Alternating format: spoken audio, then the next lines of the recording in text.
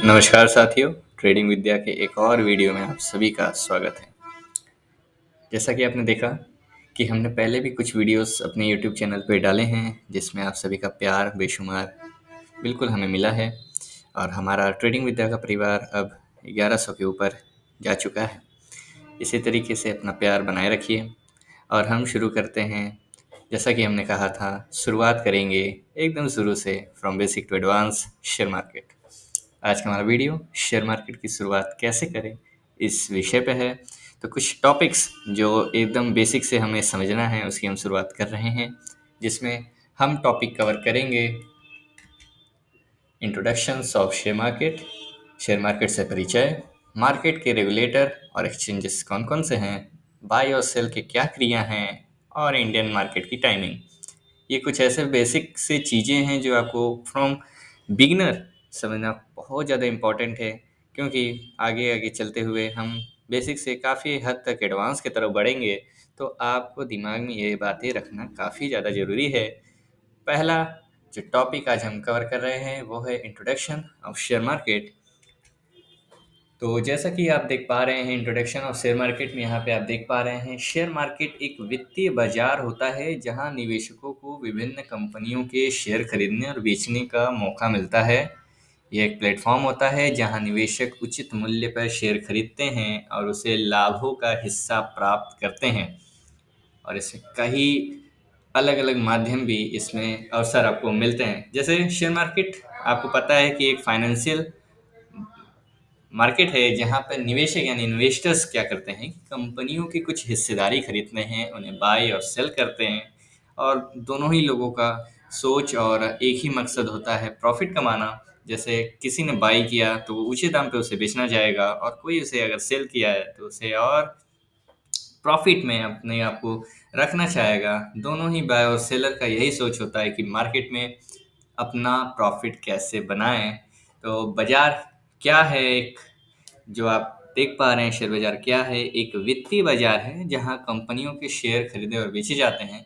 निवेशक के माध्यम से कंपनियों में हिस्सेदारी लेते हैं और मूल्य परिवर्तन यानी कि उतार चढ़ाव, जैसे 100 रुपये का शेयर का एक दाम अगर वो 150 जाता है तो जो प्रॉफिट आपका बनता है ये बायर को बनता है। कुछ इसी तरीके से जो ऊंचे दाम पर बेचकर सस्ते दाम पे खरीदते हैं उसे सेलर कहते हैं, और दोनों ही लोगों का एक ही मकसद है, पैसा कमाना। शेयर बाजार के महत्व क्या हैं इसमें आप देखेंगे तो सबसे पहला जो टॉपिक है वित्तीय विकास, यानी कि हमारा जो पैसा है जो हम मार्केट में लगा रहे हैं, आर्थिक और आर्थिक मानसिक रूप से अलग अलग होते हैं। जैसे शेयर बाजार का महत्वपूर्ण कारण ये है कि यह वित्तीय विकास को प्रोत्साहित जो है वो करता है, और इससे मार्केट में नए उद्योग और पूंजी की आपूर्ति होती है। नए नए पैसे बाजार में आते हैं जिससे विकास होता है, कंपनियां उस पैसे का यूज करती हैं, खुद का प्रॉफिट करती हैं, कुछ हिस्से भी देती हैं। काफ़ी अच्छे अच्छे टॉपिक्स आगे आने वाले समय में हम लोग कवर करेंगे। निवेश का विकल्प ये होता है कि शेयर बाजार निवेशकों को विभिन्न विकल्प प्रदान करता है। जैसे वो अपने संपत्ति को निवेश कर सकते हैं, जितने उनके पास पैसे हैं वो एक अच्छी कंपनी में लगा सकते हैं, जिससे उस कंपनी का प्रॉफिट या ग्रोथ होने के बाद उन्हें भी डायरेक्ट इनडायरेक्ट तरीके से प्रॉफिट होता है।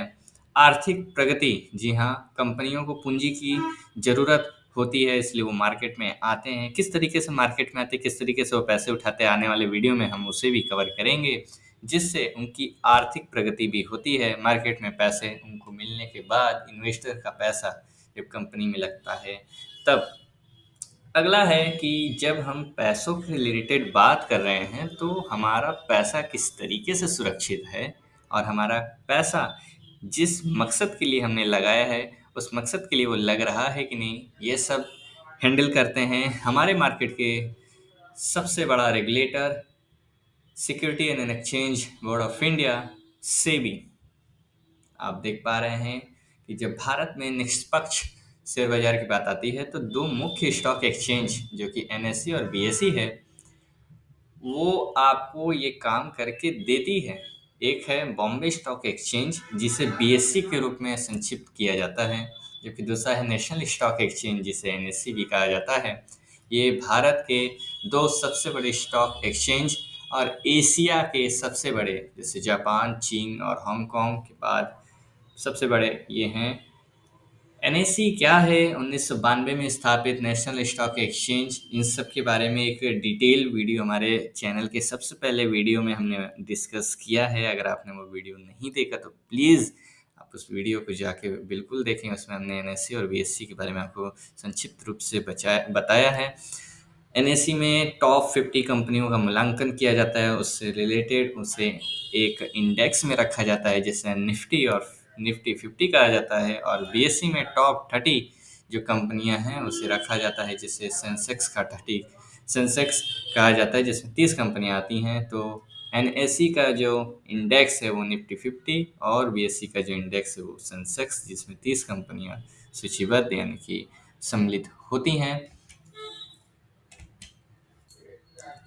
सेबी की अगर हम बात करें जो कि मार्केट रेगुलेटर है, तो भारतीय प्रतिभूति और विनिमय बोर्ड जिसे सेबी कहा जाता है, तो इसका क्या काम है? इसका काम मार्केट को रेगुलेट करना है, जो कि 12 अप्रैल 1992 को स्थापित भारत सरकार के द्वारा एक वैधानिक संस्था के रूप में किया गया, जिसका मुख्य उद्देश्य भारतीय बाजार की पारदर्शिता को बढ़ावा देना। सेबी का मुख्यालय मुंबई में है और इसके अन्य क्षेत्रीय कार्यालय जैसे कोलकाता, चेन्नई, अहमदाबाद और नई दिल्ली में भी स्थापित हैं।